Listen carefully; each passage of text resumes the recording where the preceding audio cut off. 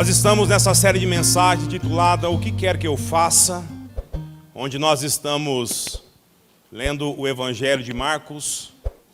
E hoje nós estaremos no capítulo 1, do verso 14 até o verso número 20. Abra sua Bíblia no Evangelho de Marcos, capítulo 1. Vamos ler dos versículos 14 até o versículo de número 20. E o tema da mensagem de hoje é como entrar no reino de Deus.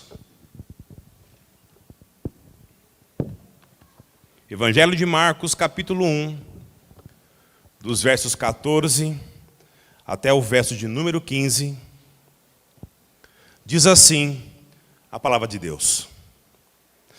Depois que João foi preso, Jesus foi para a Galiléia pregando o Evangelho de Deus e dizendo: completou-se o tempo, o reino de Deus está próximo, arrependei-vos e crede no Evangelho. Andando junto ao mar da Galiléia, viu Simão e André, seu irmão. Eles estavam lançando as redes ao mar, pois eram pescadores. Disse-lhes Jesus: vinde a mim, e eu vos tornarei pescadores de homens. Então, imediatamente eles largaram as redes e o seguiram. Passando um pouco mais adiante, Jesus viu os irmãos Tiago e João, filhos de Zebedeu, que estavam no barco consertando as redes. E logo os chamou. E eles passaram a segui-lo, deixando seu pai Zebedeu com os empregados no barco. Até aqui. Abaixe sua cabeça. Senhor, nesse momento, Pai, nós estamos diante da Tua palavra, Deus, e nós clamamos, Pai, a ação do Teu Santo Espírito, que abra, Deus, nosso coração e entendimento, para que as Suas verdades, Pai, contidas nesse texto, falem ao nosso coração. Nos molde, Deus, nos ressignifique de dentro para fora, Senhor. Obrigado por esse privilégio que nós temos em Cristo Jesus. Nós agradecemos o nome dEle. Amém, amém.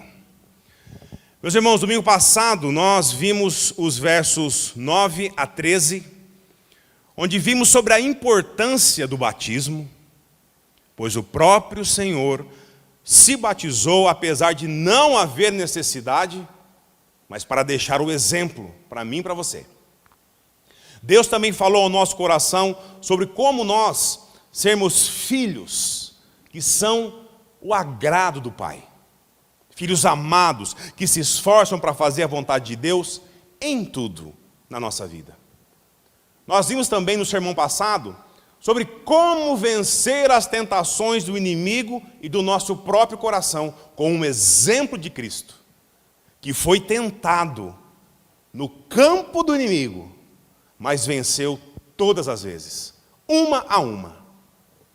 E por conhecer bem a minha e a sua realidade humana, nós podemos recorrer a Ele na hora da angústia, que o Senhor Ele pode e vai nos socorrer nas nossas fraquezas, porque Ele conhece de fato a minha e a sua realidade.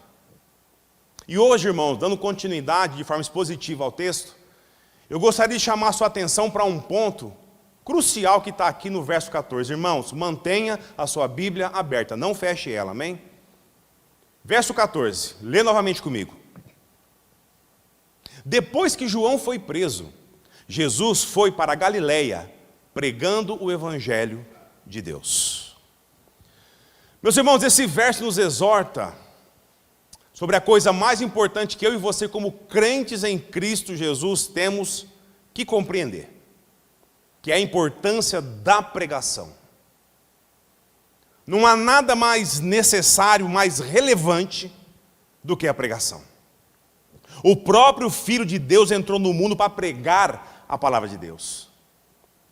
Jesus, ele não foi apenas um pregador, mas foi o pregador modelo a ser imitado. E por que disso?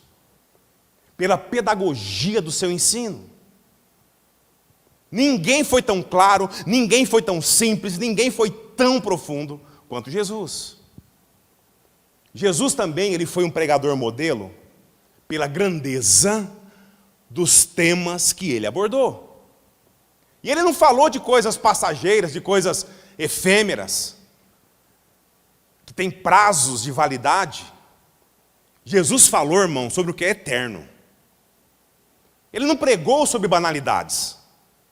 mas sobre o reino de Deus, a mensagem mais importante, a mensagem mais urgente que a humanidade precisa ouvir. Jesus também ele é um pregador modelo pela excelência do seu exemplo.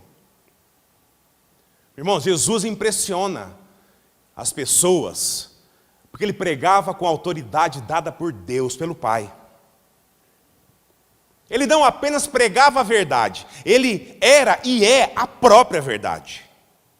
Ele não era apenas o pregador, ele era a própria mensagem. A pregação é o instrumento usado por Deus para chamar os pecadores ao arrependimento e à salvação. Percebe a importância da pregação, irmãos? A fé vem por ouvir a pregação. E a pregação pela palavra de quem? Do Senhor Jesus Cristo. Meus irmãos, o apóstolo Paulo nos diz que nós devemos pregar a palavra e não sobre a palavra. Nós não criamos a mensagem. A mensagem é a palavra de Deus. Meus irmãos, uma coisa muito importante da gente compreender é que Deus não tem compromisso algum com o pregador. Ele tem compromisso com a sua palavra. O pregador, ele só é pertinente se ele prega a palavra de Deus. Inerrante, infalível, suficiente, que nunca voltará vazia. A pregação de Jesus, ela é um modelo que se aplica em todos os tempos. Se você notar no texto que precede esse daqui, Deus havia recomendado o Filho quando abriu os céus e o Espírito Santo desce sobre ele para capacitá-lo. O próprio Filho de Deus. O que isso significa? Que nenhum pregador terá êxito em sua tarefa se não for capacitado pelo poder do Espírito Santo de Deus.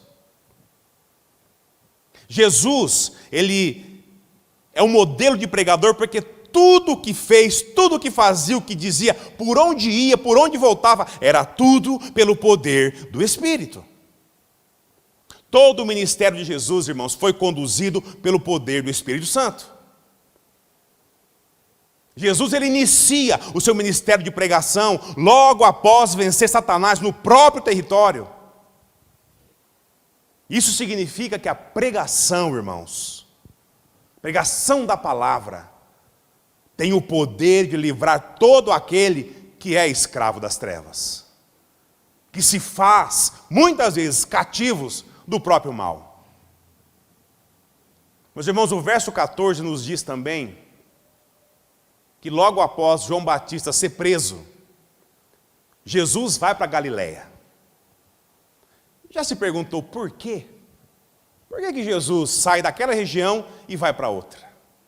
Porque ele saiu lá da Judéia e foi lá para Galiléia. Porque ele saiu lá do sul e subiu, foi lá para o norte. Meus irmãos, isso aqui não foi por acaso, não. Primeiro, Jesus muda sua pregação de lugar para evitar embates desnecessários com as autoridades. Em sua sabedoria, Jesus sabia que iria pregar o mesmo que levou João Batista ao cárcere, à prisão. Segundo, Jesus, com essa estratégia, evitou também um desgaste desnecessário com os religiosos que viriam sobre ele como vespas. Jesus sabia que não era o tempo ainda disso. Sabe o que Jesus nos ensina com isso, irmãos? Que nós também devemos nos abster de desgastes desnecessários. Em outras palavras, seria: deixa de falar para quem não quer ouvir. E prioriza aqueles que estão ávidos pela palavra. Ore a Deus. Coloque a vida desses que estão com a mente trancada, com o ouvido trancado. Eu e você não vamos conseguir abrir isso, nós não temos essa chave. É Deus quem tem. Muitos estão ávidos pela palavra. Mude a estratégia. Jesus, Ele não está se acovardando de enfrentar as autoridades religiosas. Ele vai fazer isso depois. Só que na hora certa. Mas não falar com as pessoas que estão com tapas nos ouvidos. Primeiro é preciso que Deus prepare o caminho do coração de quem irá receber a mensagem. Por isso que é extremamente importante, irmãos, orar por aqueles a qual você vai falar de Deus e de Cristo. Não compre embates desnecessários, inoportunos. Isso só vai afastar mais ainda o ouvinte. Cada vez que você entra no embate, você está como se estivesse empurrando ele para mais distante de Deus. Aguarde do Senhor, que na hora certa Deus abrirá a porta de pregação do Evangelho a ele. Amém, irmãos? Na hora certa. Ore a Deus. Peça isso ao Senhor. Terceiro, Jesus, ao deixar a Judéia e ir lá para a Galileia, ele está fazendo justamente o contrário que um pregador vaidoso faria. Jesus está trocando a glória de Jerusalém, capital mundial da fé, a terra santa, a cidade de Davi, terra dos profetas, lugar do templo de Deus, o centro religioso do mundo, pela região mais desprovida de predicados de todo Israel. A Galileia dos gentios, a Galileia dos pagãos, a Galileia das trevas, dos enfermos, dos endemoniados. Sabe o que Jesus está ensinando para mim e para você com isso, irmãos? Que não importa onde Deus te levar para pregar, quando é a vontade dEle, nada, nem ninguém poderá parar. Amém, igreja? Nada e nem ninguém. João Batista foi levado para o deserto. Jesus para a Galileia dos gentios. Contrariando justamente quem? Aqueles que amam pregar onde mais lhe convém. Na igreja abastada, na igrejona bonita, ao invés da igrejinha de tábua, simples, humilde, que também tem pecadores precisando da graça de Deus. Na conferência famosa, ao invés do culto de oração local. Na casa do rico, do abastado, ao invés de num leito de hospital. Irmãos, não sou eu, não é você, muito menos o local onde eu ou você pregamos. É onde Deus quer que preguemos. É quem Deus quer que pregue. Amém? Outra coisa muito importante é saber que quando Deus abre uma porta de pregação do Evangelho, nem as trevas podem fechar. Se você olhar para o texto, João Batista foi silenciado quando Deus levantou o seu filho para pregar. Portanto, irmãos, um servo que foi levantado por Deus só será calado quando Deus levantar outro para que a sua vontade seja cumprida. Siga firme, irmão. Você evangeliza alguém em casa, no trabalho, na faculdade, na escola, siga firme, irmão. E confie na soberania de Deus. Se a porta de Deus é aberta, siga firme. Ele está no controle de tudo, não é eu e você. Nunca foi e jamais será. E o que Jesus ele veio pregar? Qual a mensagem maior que Jesus nos traz? Leia novamente comigo o verso 15, acompanhe comigo a leitura. E dizendo, completou-se o tempo, e o reino de Deus está próximo. Arrependei-vos e crede no Evangelho. Meus irmãos, completou-se o tempo. O que significa isso aqui? Significa Deus dizendo, acabou o tempo da espera.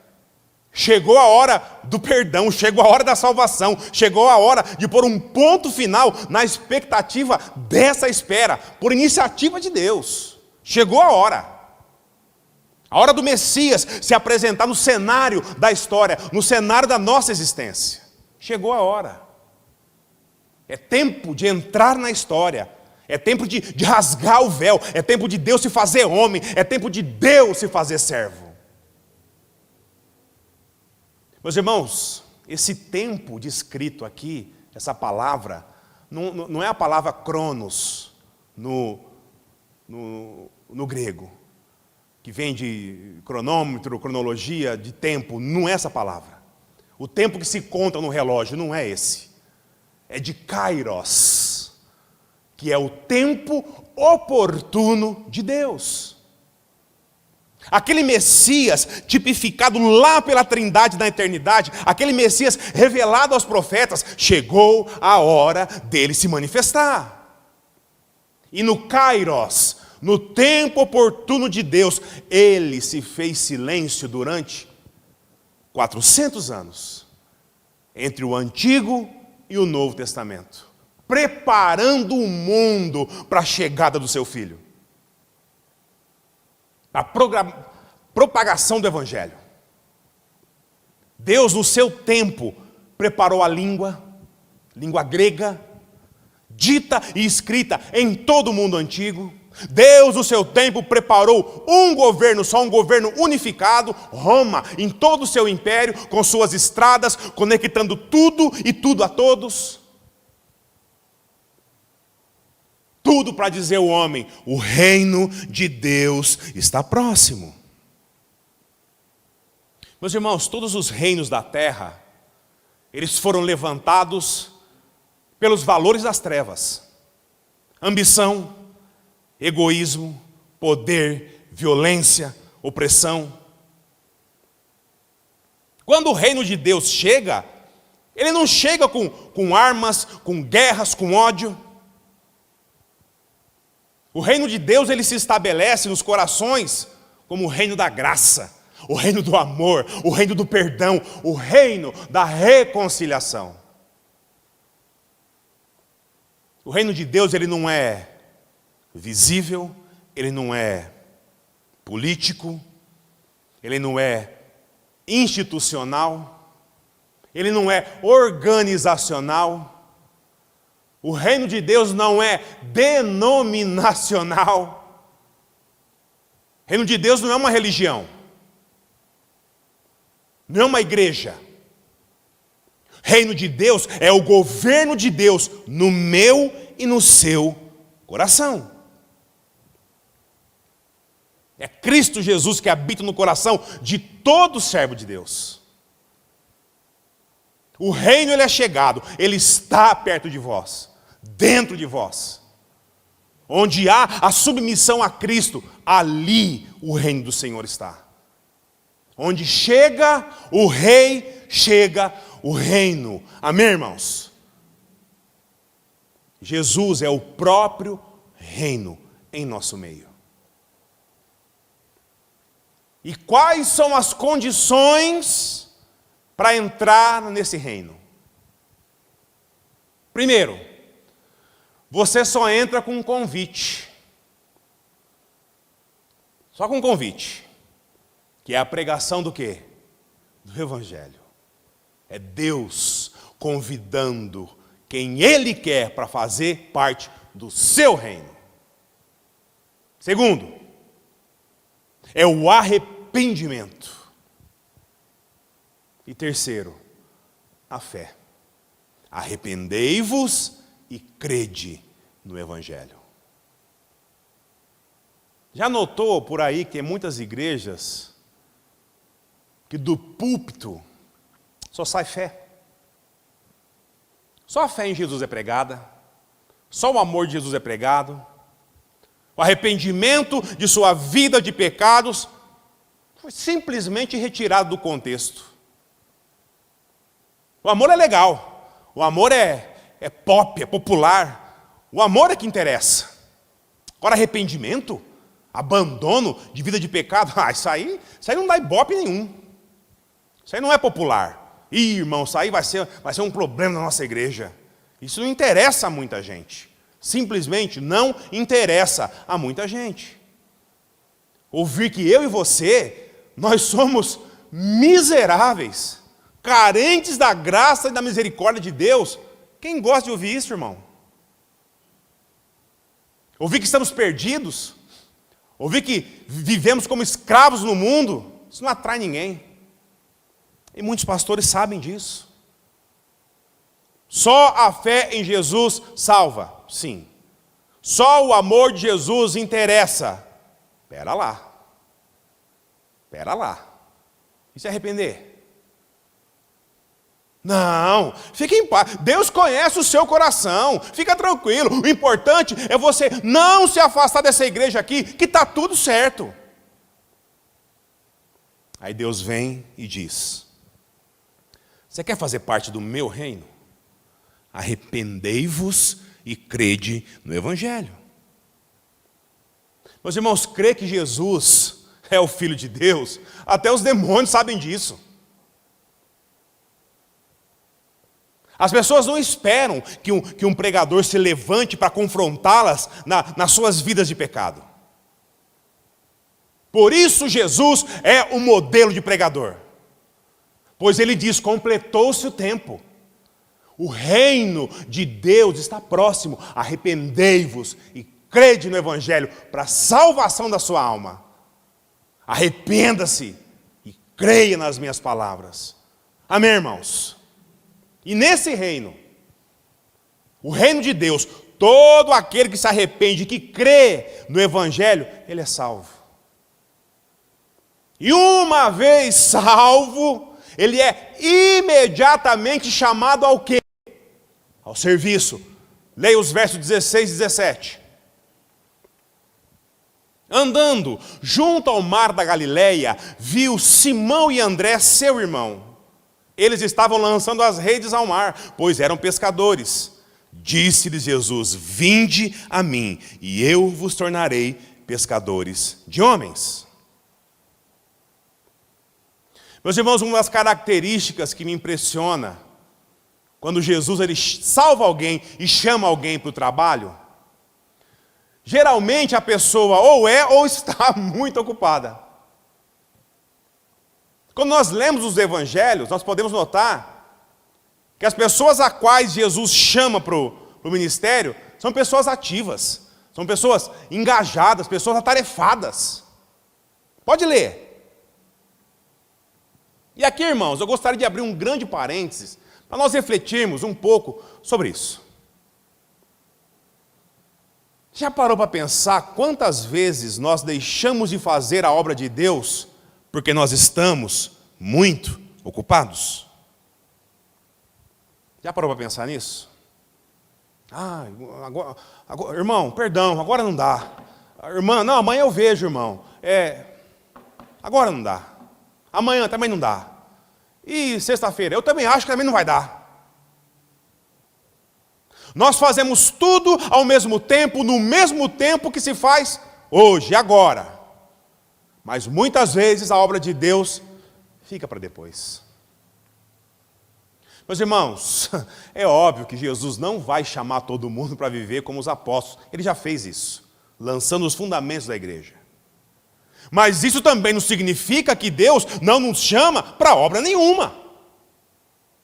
A grande questão aqui é prioridade. Se a obra de Deus for uma prioridade em nossas vidas, isso significa que nós faremos a obra.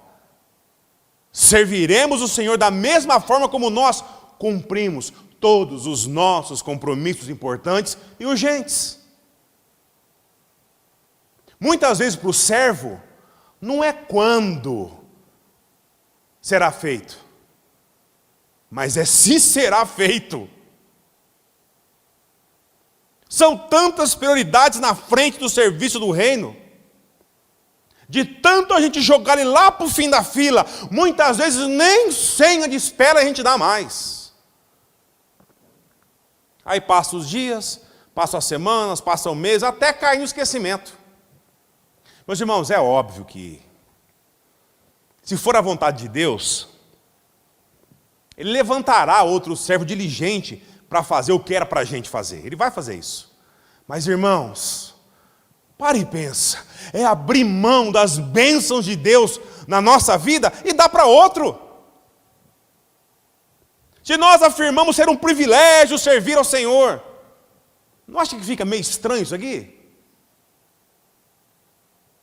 Deus nos chamou para uma vida de servidão a Ele. E isso tem que estar de modo prioritário na minha e na sua vida. Amém, igreja? Outra coisa que chama muita atenção aqui, nesse texto, é que o chamado de Deus, ele é simplesmente soberano. É um chamado na ordem aqui, vertical. O texto nos diz que Jesus, caminhando às margens do mar da Galileia, vê Simão, Pedro e André, seu irmão. E quando a Bíblia diz que Jesus vê, ele não está vendo somente com os olhos, mas com o coração também.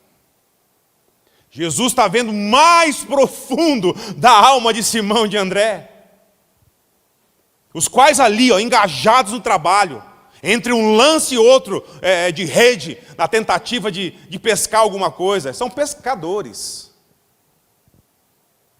Eles são agora pescados pelo Senhor. Jesus aqui está pescando eles no anonimato, para que sejam lâmpadas para o mundo inteiro depois, os embaixadores do céu aqui na terra. O chamado de Jesus, igreja, ele é soberano. Jesus não deu explicações.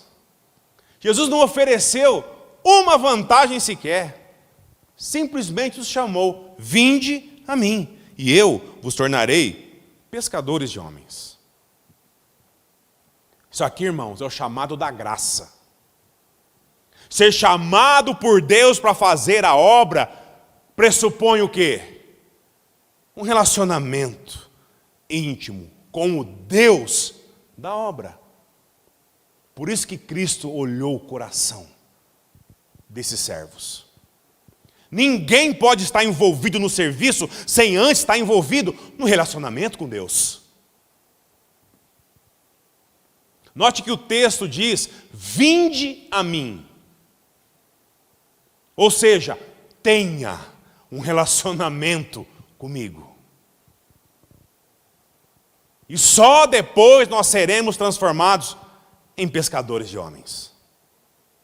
Cristianismo é relacionamento com Deus. Vida eterna é relacionamento com Jesus.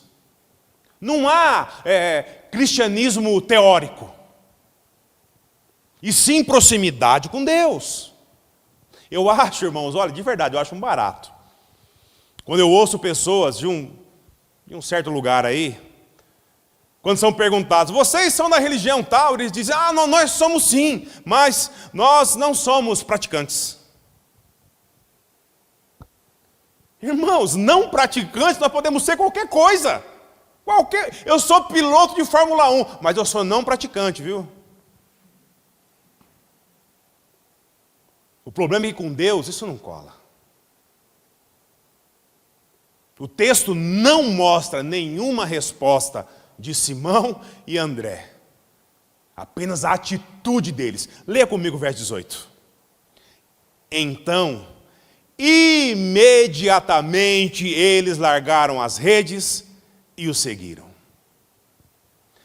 Percebe que eles não hesitam, eles não questionam, eles não pedem assim um tempo: Senhor, dá um tempo, nós podemos pensar na proposta? Não, eles simplesmente o quê? Obedecem. A prova que isso é uma verdade é que Jesus faz o mesmo com João e Tiago. Leia os versos 19 e 20 comigo. Passando um pouco mais adiante, Jesus viu os irmãos Tiago e João, filhos de Zebedeu, que estavam no barco consertando as redes, e logo os chamou. E eles passaram a segui-lo, deixando seu pai Zebedeu com os empregados no barco.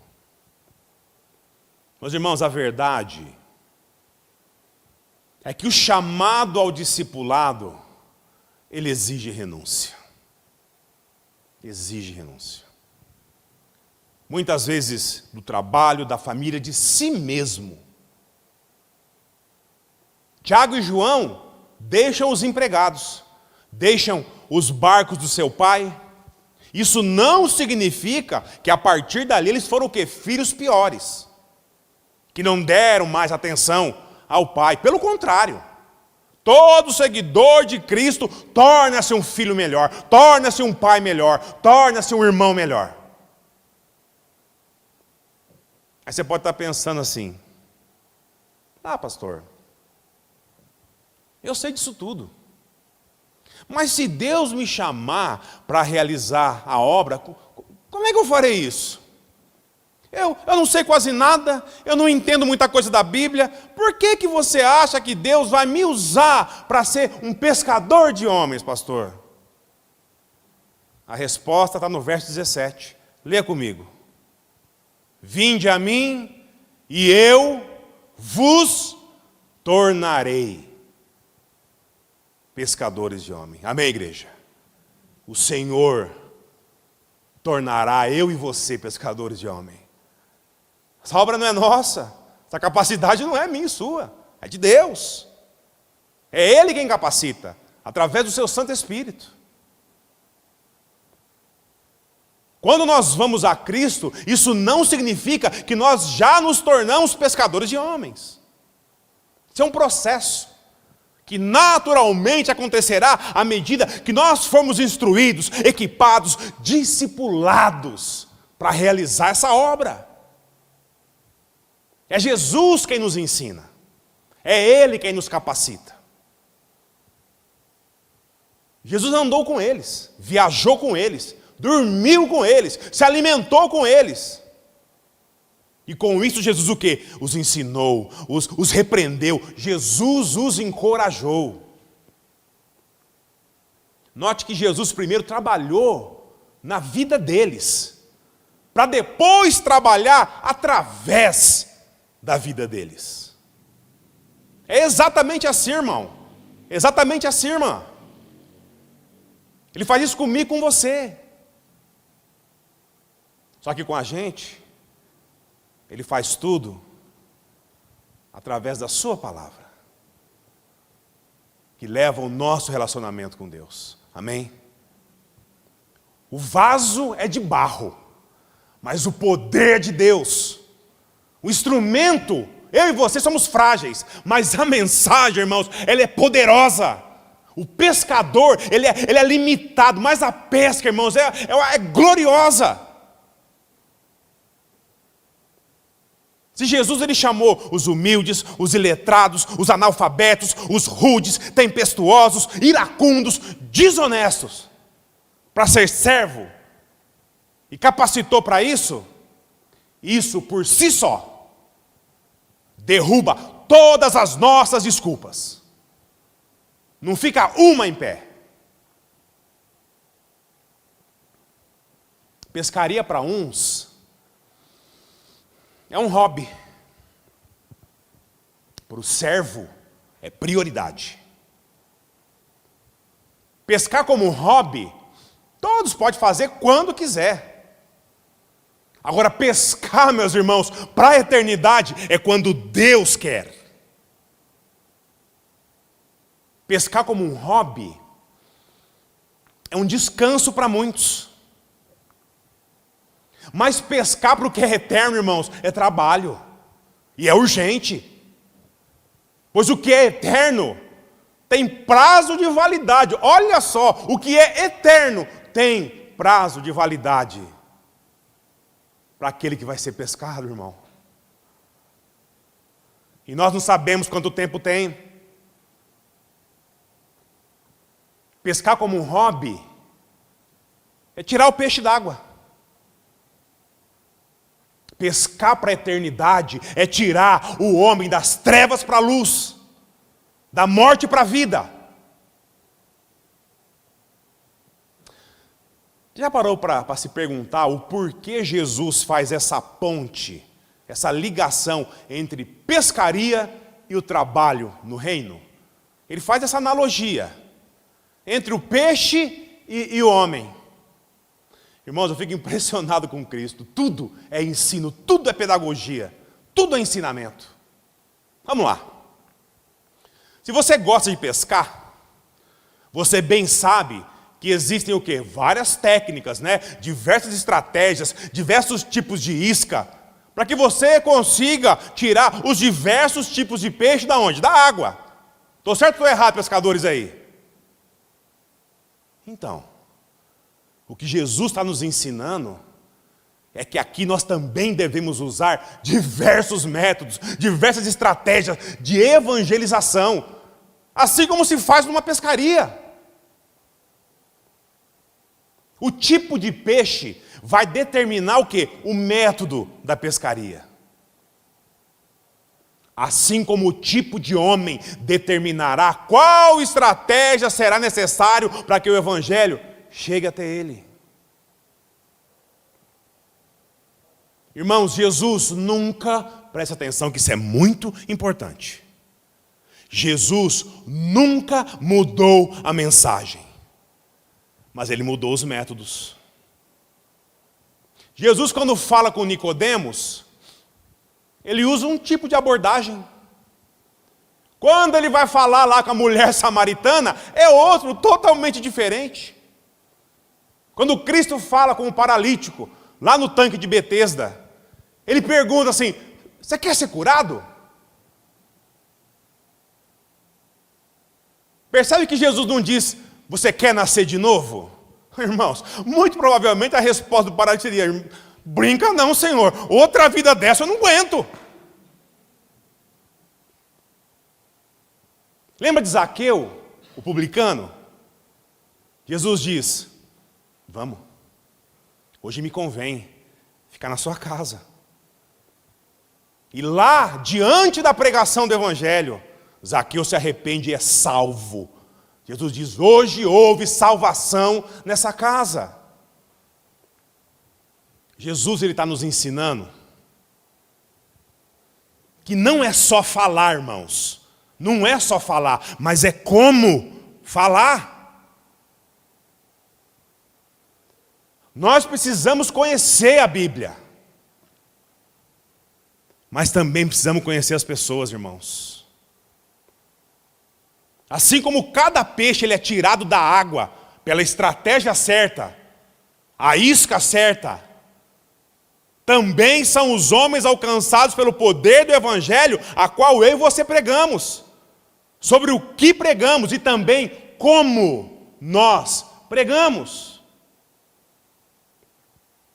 Assim como a linha e a vara liga a isca lá ao peixe, nós devemos fazer assim, entre o texto bíblico, a palavra de Deus, e o ouvido daquele que parou para te ouvir pela porta aberta por Deus. Tá, pastor? Mas se onde eu estiver, as pessoas não estiverem abertas para ouvir sobre o Evangelho? Faça como um bom pescador, muda de lugar. Isso é estratégia, irmão. E aqui, nós precisamos ficar bem atentos. Quando houver resistência em ouvir a palavra de Deus, nós até podemos mudar a estratégia, mas nunca a mensagem. Você pode ser muito tentado para querer conquistar a pessoa, para querer caminhar com ela naquele momento, mudar as palavras de Deus. Pelo amor do Senhor, irmão, não.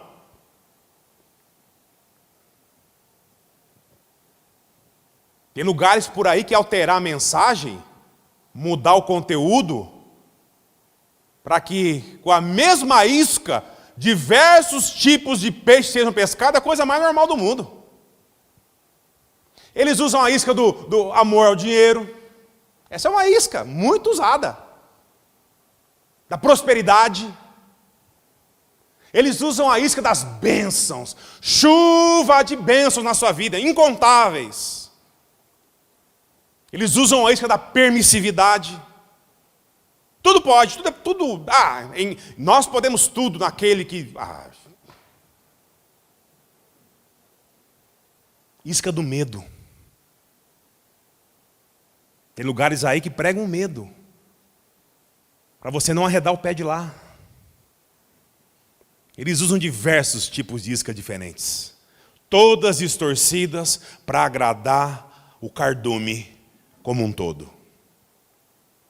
E olha como eles fisgam peixe. Se tem uma coisa que eles fazem, é fisgar peixe. Nós podemos mudar o método, irmão, a estratégia. Mudar de lugar se for o caso. Mas jamais devemos mudar o conteúdo da mensagem. Amém, igreja? Jamais. E se mesmo assim, mudando a estratégia, mudando o método, mudando o lugar, eles não quiserem ouvir, irmãos, Jesus foi categórico. Não insista. Junta o saburá lá, ó, chacoalha a água e vai embora. Bata o pó das sandálias dos pés. Entregue a Deus e não insista. Sua parte foi feita, irmão. Ore a Deus. Você não vai enfiar evangelho e goela abaixo de ninguém. Você só vai empurrar a pessoa mais para longe de Deus. Sua parte estará feita. O resto é com Deus. Amém, igreja? Nós erramos muito nisso. Não, aquele irmão, não, aquela irmã. E você está lá, ó, abrindo a boca e enfiando a Bíblia na goela da pessoa. Não, irmãos. Só vai fazer a pessoa pegar mais ranço ainda da igreja de Deus. Ore incessantemente, incansavelmente a Deus. E confie no Senhor, a obra é dele, não é nossa. Nós somos apenas instrumentos, lembra? Mas uma coisa nós não podemos negar. A cada dia, Deus nos agracia com uma forma, com um método diferente para que o Evangelho seja pregado. Isso a gente não pode fechar os olhos para isso não, irmãos. Nós temos o evangelismo aqui, formal, através das pregações, nas programações de cultos da igreja. Culto do domingo, na EBD cedo, culto à noite, culto na quarta-feira, encontro dos jovens aí nos sábados, classinha das crianças. Nós temos evangelismo que é de modo pessoal, mais íntimo. Grupos familiares. Nós temos evangelismo no grupo de homens, com as mulheres. Temos discipulado na igreja. Nós temos evangelismo de massa, através da internet. Nós temos tantas formas, tantos meios, tantos métodos, tanta estratégia diferente para evangelizar. E a pergunta que fica é: qual delas eu e você, como salvos em Cristo, chamados ao serviço na obra de Deus, temos buscado aprender, buscado nos capacitar, temos buscado servir, temos buscado se relacionar com Deus? Qual delas? Essa é a pergunta que fica. Qual delas? Deus nos chama, vem, segue-me, ande comigo, caminhe aqui, ó, ao meu lado, aprenda de mim, que eu vos abençoarei, eu vos capacitarei para toda boa obra. Isso é uma promessa de Deus ao servo. E promessa de Deus e realidade é a mesma coisa, nós sabemos disso. Mas eu e você, irmãos, nós temos que ser desejosos disso. Isso tem que ser um anseio no nosso coração. E não uma hora que der para fazer eu faço, botando lá no fim da fila como prioridade. Não, irmão. O servo cumpre, o servo obedece, sem piscar. O servo faz. Cristo fez. O tempo se completou. O reino de Deus está próximo. Nós precisamos levar esse convite de Deus, irmãos. Toda boa nova para que haja arrependimento de pecados e salvação na vida de muita gente nesse lugar, nessa cidade. Deus ele vai nos capacitar cada dia, se nós buscarmos a sua face. A cada dia que nós clamarmos pela sua graça em nossas vidas. Ele nos dará estratégias certas, os métodos certos, abrirá tantas portas, serão tantas oportunidades. Mas a mensagem, ela tem que ser a mesma. O amor já veio. Foi um manifesto lá na cruz do Calvário. Agora não é mais amor que vai vir não, irmão. Ore a Deus pela vida daquele que você evangeliza. E se você não evangeliza, irmãos, eu estou chamando você hoje. Vamos, vem comigo. Porque ele foi. Vem comigo. Seja na família, seja com os amigos, colegas de trabalho, faculdade, escola, o bairro onde você vive. Peça a Deus sabedoria, ímpeto, ousadia, para que nós tenhamos disposição de tratar dos assuntos que são eternos. Irmão, o papo aqui é eternidade. Não é deixa para amanhã, é eternidade. É para sempre a conversa. E isso é urgente. A mensagem de Deus para o homem, ela é urgente. E se estabeleceu a forma e o meio por Deus. E olha que privilégio. Isso passa pela minha e pela sua vida. Amém? Deus podia fazer da forma como Ele quisesse. Da forma como Ele quisesse. Mas Ele decidiu usar eu e você, irmão. Olha para a gente. Olha para a gente. Olha quem Deus decidiu usar como instrumentos. É ou não é um privilégio? É um privilégio. A mensagem de Deus, ela é urgente. Ele já estabeleceu a forma, o meio, e isso passa pela minha e pela sua vida. E que o Senhor nos ajude, irmão, a nós olharmos para isso com prioridade, com inteligência. Cristo passou pelaquela cruz para tirar os nossos pecados, não foi o nosso cérebro do lugar, não. Deus vai dar a estratégia certa para mim e para você, no tempo certo dele, no kairos dele. Não é no cronos nosso, é no kairos, no tempo dele. Mas o servo tem que dizer assim, eis-me aqui, Senhor. Para quando ele dizer, vem. Amém? Abaixe sua cabeça.